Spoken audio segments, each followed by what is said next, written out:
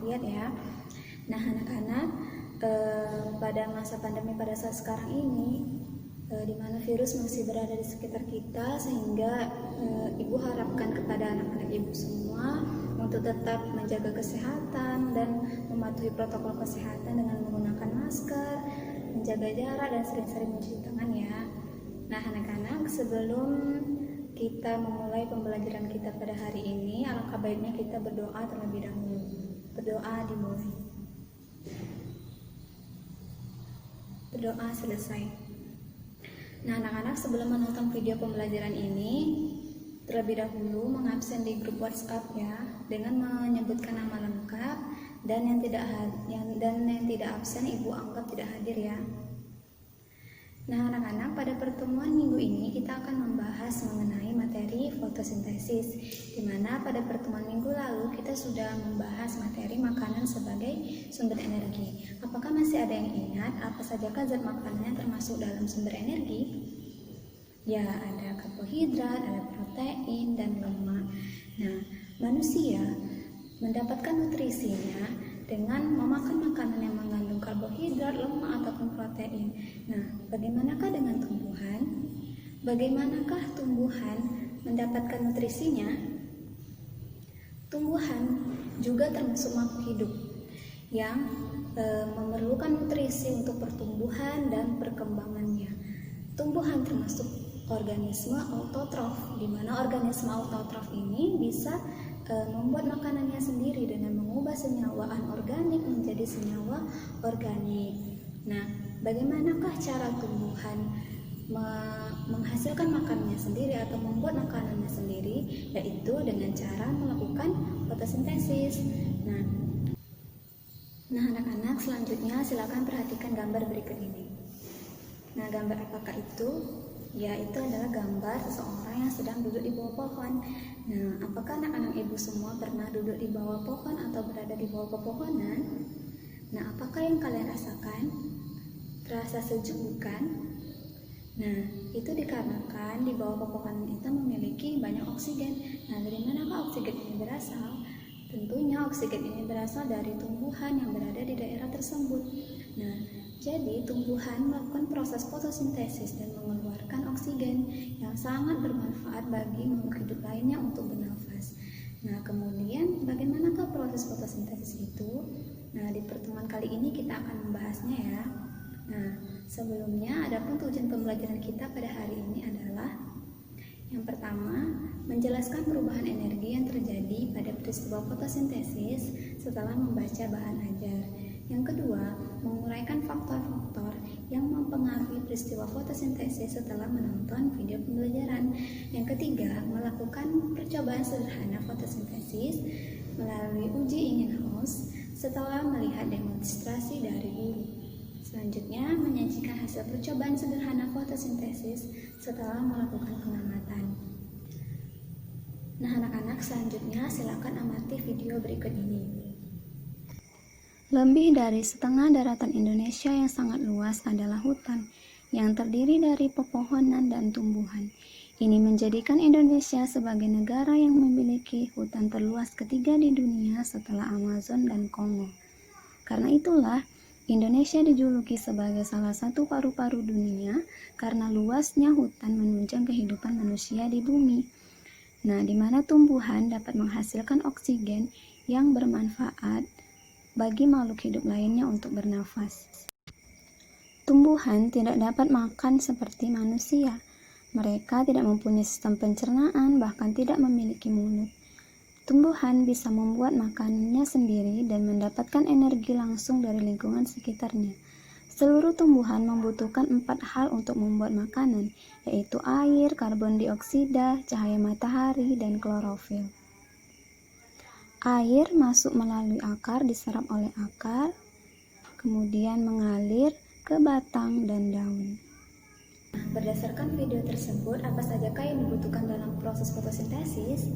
Ya, jadi yang dibutuhkan dalam proses fotosintesis itu ada CO2, H2O, klorofil, dan cahaya matahari. Nah, sekarang perhatikan penjelasan dari Ibu ya. Silakan dibuka buku catatannya dan dicatat poin-poin pentingnya. Yang pertama, kita bahas konsep fotosintesis. Nah, anak-anak, jadi fotosintesis ini berasal dari bahasa Yunani yaitu foto dan sintesis. Foto yang berarti cahaya dan sintesis yang berarti pembentukan.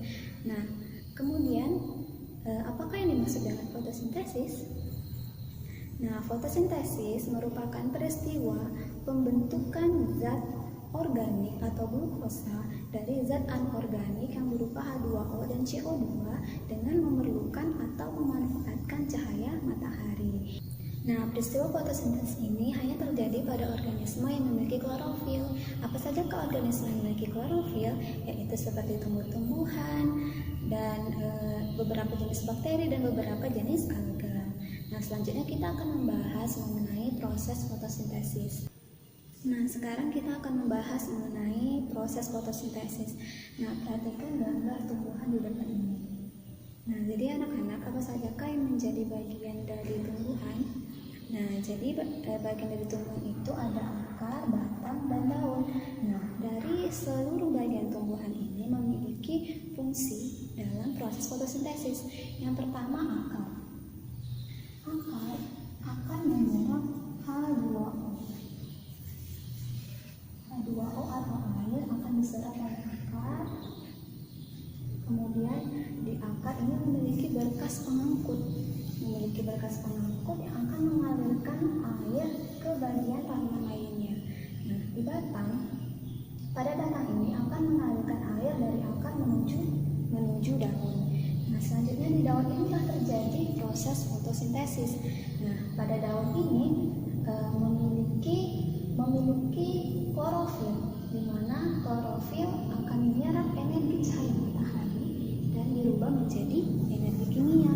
Kemudian pada daun juga memiliki stomata atau mulut daun. Itu di sel-sel daun itu terdapat stomata, di mana stomata ini akan mengambil CO2. Nah, akan mengambil CO2 atau karbon dioksida dari udara dan akan masuk ke daun dan terjadi pertukaran gas di stomata, di mana CO2 yang masuk akan mengeluarkan oksigen. CO2 masuk dan oksigen keluar. Nah, sehingga dalam proses fotosintesis ini memerlukan air atau H2O, memerlukan CO2 atau karbon dioksida, memerlukan klorofil pada daun, dan memerlukan energi cahaya matahari. Kemudian menghasilkan apa yang dihasilkan dalam proses fotosintesis ini, yaitu menghasilkan C6H12O6 yang akan digunakan oleh tumbuhan dalam makanannya, akan digunakan oleh tumbuhan untuk nutrisinya. Kemudian oksigen akan dikeluarkan ke udara. Nah, anak-anak, jadi proses fotosintesis itu terjadi dalam dua tahapan, yaitu reaksi terang dan reaksi gelap. Reaksi terang yaitu dengan memerlukan cahaya matahari, dan reaksi gelap tidak membutuhkan cahaya matahari. Jika kita lihat pada struktur daun, di sel-sel daun itu terdapat kloroplas yang berfungsi dalam proses fotosintesis, di mana dalam kloroplas ini terdapat granum yang merupakan tumpukan tilakoid, di mana granum ini tempat terjadinya reaksi terang, dan ada juga stroma, tempat terjadinya reaksi gelap. Nah, jadi anak-anak, reaksi terang dan reaksi gelap ini saling berhubungan. Jadi pada reaksi terang membutuhkan cahaya matahari dan mengubah H2O menjadi O2 dan menghasilkan NADPH dan ATP. Kemudian NADPH dan ATP ini akan dimanfaatkan lagi dalam reaksi gelap atau yang biasa disebut dengan siklus Calvin. Nah, pada siklus Calvin ini dengan membutuhkan CO2 dan menghasilkan glukosa. Dan di siklus Calvin ini menghasilkan NADP+ dan ADP yang akan dimanfaatkan lagi dalam reaksi terang. Nah, anak-anak, selanjutnya kita akan membahas manfaat dari fotosintesis. Nah, yang pertama tentunya fotosintesis ini menghasilkan glukosa atau zat makanan bagi tumbuhan, di mana glukosa yang dihasilkan dari tumbuhan akan diserap oleh tumbuhan tersebut untuk mendapatkan nutrisinya. Kemudian fotosintesis ini juga akan bermanfaat untuk mengurangi kadar CO2 atau karbon dioksida di udara, di mana fotosintesis ini prosesnya sangat membutuhkan CO2 ya. Jadi CO2 akan dimanfaatkan oleh proses fotosintesis sehingga CO2 di udara akan berkurang. Nah, apakah yang terjadi jika CO2 di udara berlebih? Nah, itu akan menyebabkan banyak sekali dampak negatif. Salah satunya yaitu global warming atau peningkatan suhu bumi di atas suhu rata-rata. Jadi bumi menjadi panas jika CO2 di udara berlebih. Selanjutnya, manfaat dari proses fotosintesis ini di mana sisa-sisa tumbuhan yang sudah mati jika tertimbun di tanah selama berjuta-juta tahun itu akan menjadi fosil tumbuhan. Nah, fosil tumbuhan ini akan menjadi batu bara yang sangat bermanfaat dalam sumber energi, menjadi sumber energi. Nah, anak-anak, berdasarkan penjelasan dari Ibu tadi, apakah ada yang ingin ditanyakan? Jika ada yang ingin ditanyakan, silakan tanyakan ke Ibu ya.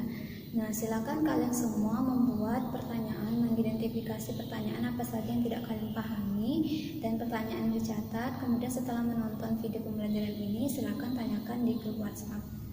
Nah, selanjutnya Ibu akan mendemonstrasikan atau mempraktikkan percobaan sederhana fotosintesis, yaitu uji Ebbinghaus untuk membuktikan apakah proses fotosintesis ini menghasilkan oksigen pada tumbuhan. Silakan diperhatikan ya.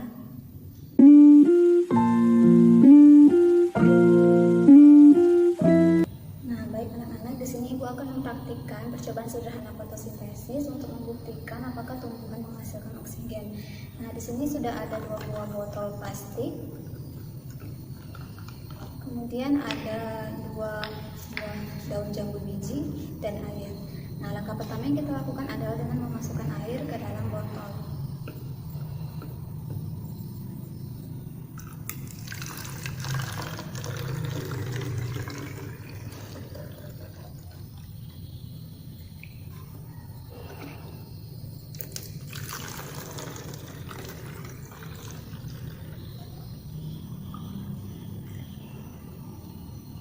Nah, langkah selanjutnya adalah dengan memasukkan daun jambu biji ke dalam botol.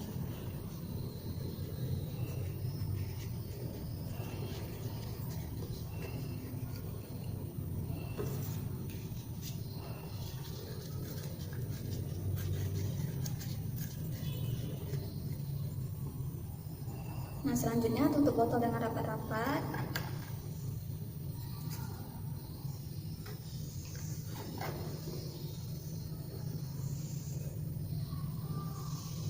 Nah, kemudian selama 20 menit letakkan botol 1 di bawah sinar matahari dan botol yang kedua tidak di bawah sinar matahari atau di tempat gelap. Nah, dalam waktu 20 menit, setiap 5 menit silakan perhatikan apakah terdapat gelembung pada daun, dan perhatikanlah jumlah gelembung di setiap 5 menitnya. Kemudian catat di tabel pengamatan yang ada di LKPD. Baik anak-anak, Ibu ingin kalian secara individu melakukan percobaan yang telah Ibu praktikkan tadi. Nah, silakan dilakukan percobaannya dan difoto saat melakukan percobaan, lalu kirim fotonya ke WhatsApp Ibu. Nah, anak-anak, sebelumnya Ibu sudah membagikan kelompok belajarnya ya. Nah, silakan kalian secara berkelompok setelah melakukan percobaan, silakan menjawab soal yang ada di LKPD.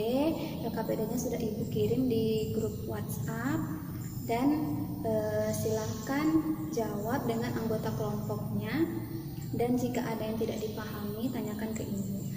Nah, silakan kalian cari informasi sebanyak mungkin, baik itu melalui bahan ajar yang sudah Ibu kirim, buku cetak ataupun internet. Silakan cari informasi sebanyak mungkin untuk menjawab soal.